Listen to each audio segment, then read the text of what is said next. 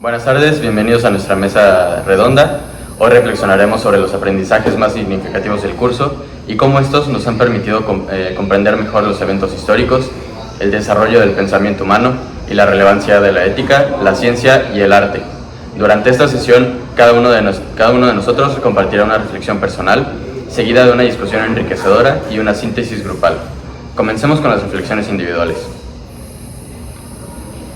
Para mí, uno de los temas más fascinantes del curso es la tensión entre la tradición y la modernidad. El siglo XX es un ejemplo perfecto de la dicotomía. Por un lado, la Primera Guerra Mundial significó un colapso de grandes imperios y la transformación de las fronteras europeas, marcando el fin de una era tradicional de hegemonía monárquica. Por otro lado, la Segunda Guerra Mundial llevó estas transformaciones a un nivel aún más profundo, poniendo en juego no solo estructuras políticas, sino también visiones culturales y filosóficas del ser humano. Sin embargo, la modernidad no siempre significa progreso uniforme. Por ejemplo, la Revolución Rusa ofreció una alternativa al capitalismo, pero también generó tensiones que desembocaron en la Guerra Fría.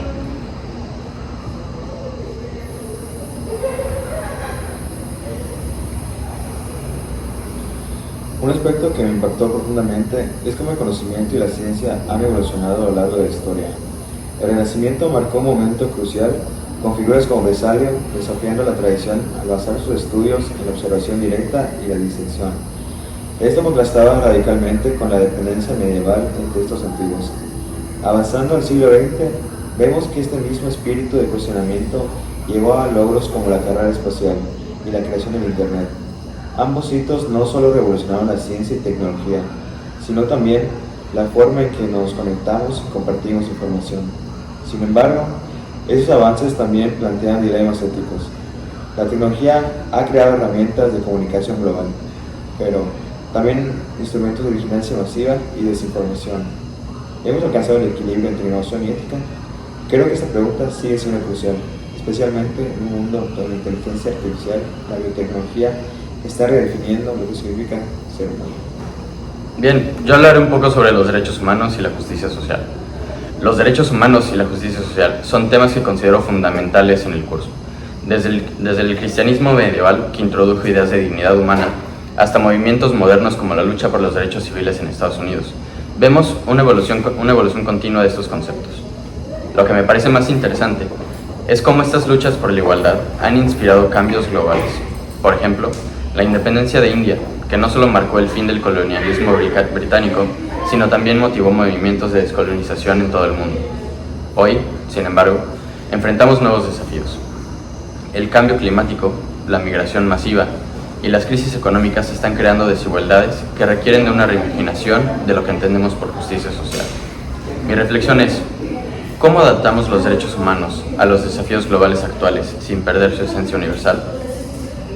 Yo hablaré sobre el arte como espejo de la humanidad. El arte siempre ha sido un reflejo del espíritu humano y la herramienta para explorar nuestra identidad.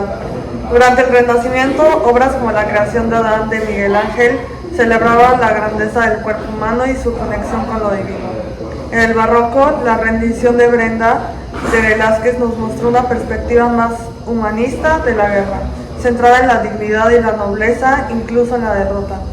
Hoy en día el arte sigue desempeñando un papel esencial, aunque sus formas y mensajes han cambiado, desde el cine hasta el arte digital. Vemos cómo los artistas utilizan nuevos medios para abordar problemas contemporáneos, como la desigualdad, la tecnología y la crisis ambiental. Este poder del arte para adaptarse y seguir siendo relevante me lleva a pensar: ¿cómo seguirá evolucionando el arte en un mundo cada vez más tecnológico? Muchas gracias a todos y ahora, ya que hemos escuchado las reflexiones individuales, abramos la discusión. Comenzaremos con las preguntas planteadas. Reflexionaremos primero sobre la tradición y la modernidad. Y la pregunta es: ¿creen que las sociedades modernas han aprendido de los errores del siglo XX o seguimos repitiendo patrones de conflicto ideológico? Yo creo que todavía estamos atrapados en muchos patrones del pasado. Por ejemplo, la polarización política actual se parece mucho a las divisiones ideológicas de la Guerra Fría. Aunque tenemos más acceso al conocimiento, pareciera que usamos las diferencias para dividirnos en lugar de construir consensos. Estoy de acuerdo con lo que dices. También creo que nos hemos aprendido del impacto que estas tensiones tienen en el corazón más vulnerable. Lo vivimos en el siglo XX con las guerras mundiales y lo seguimos viviendo ahora con la crisis de los refugiados y los conflictos políticos en regiones como Medio Oriente. Muy bien, yo añadiría que las lecciones están ahí, pero no siempre se aplican. Los derechos humanos han avanzado, pero siguen siendo frágiles frente a intereses económicos y políticos. Vas a mirar cómo las potencias priorizan el crecimiento tecnológico o económico sin considerar las implicaciones sociales y demográficas que estas pueden tener.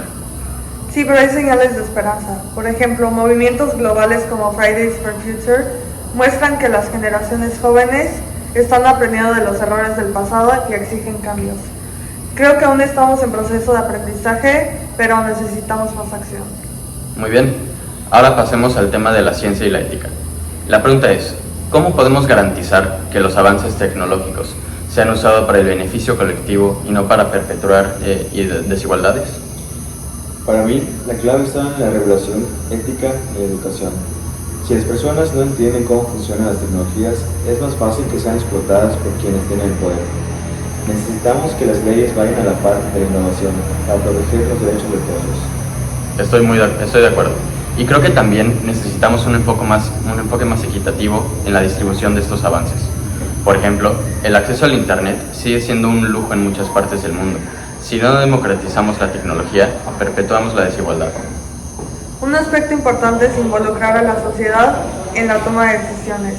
La tecnología no debería ser diseñada solo para grandes colaboraciones o gobiernos. Necesitamos espacios donde las comunidades puedan participar activamente en cómo se complementan estos avances. Yo pienso que también debemos fomentar un cambio cultural. El valor de la tecnología no debería medirse solo en términos de ganancias económicas, sino también en cómo mejorar la calidad de vida de las personas. Estoy muy de acuerdo.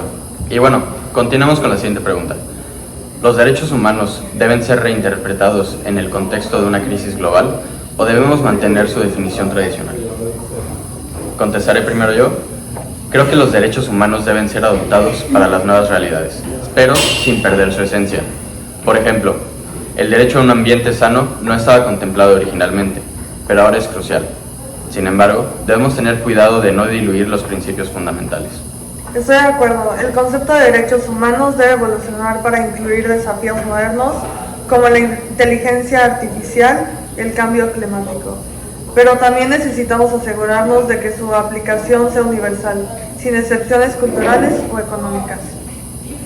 Es interesante cómo el contexto define lo que consideramos derechos. En el siglo XX, los derechos civiles y la descolonización eran prioridades. Hoy, el acceso a la tecnología y la equidad digital son igual de urgentes. Esto no significa abandonar lo tradicional, sino expandirlo.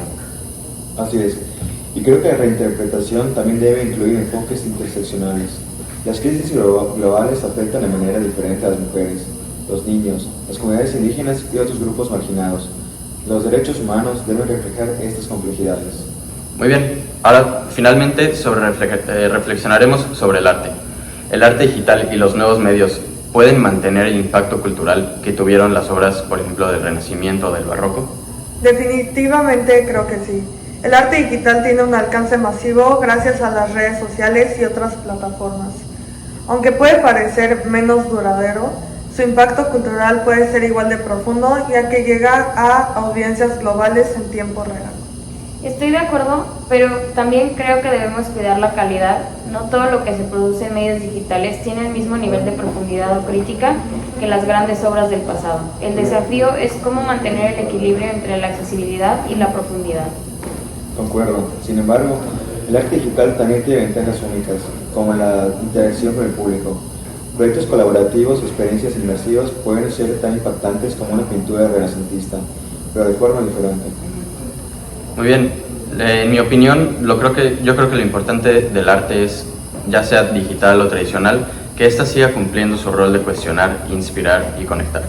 Mientras que los artistas utilizan estos nuevos medios para abordar los problemas de su tiempo, y su impacto cultural estará asegurado. Y bueno, para cerrar nuestra mesa redonda, construiremos juntos una síntesis grupal basada en lo discutido. ¿Qué ideas principales creen que debemos destacar? Yo creo que debemos destacar que el aprendizaje de los errores del pasado sigue siendo un desafío, pero hay señales de progreso en cómo enfrentamos las tensiones ideológicas y culturales. Por mi parte, yo pienso que la ciencia y la tecnología necesitan estar guiadas por principios éticos y democratizarse para que beneficien a toda la humanidad. Bien, yo creo que los derechos humanos son una base sólida, pero deben evolucionar para enfrentar las complejidades de las crisis globales actuales. Yo creo que el arte en todas sus formas sigue siendo una herramienta vital para explorar y reflejar nuestra humanidad, incluso en un mundo digital. Muy bien, en resumen, hemos reflexionado sobre el pasado y el presente y explorado cómo el humanismo, en sus diversas expresiones, sigue siendo esencial para imaginar un futuro mucho más justo y equitativo. Gracias a todos por esta discusión tan enriquecedora.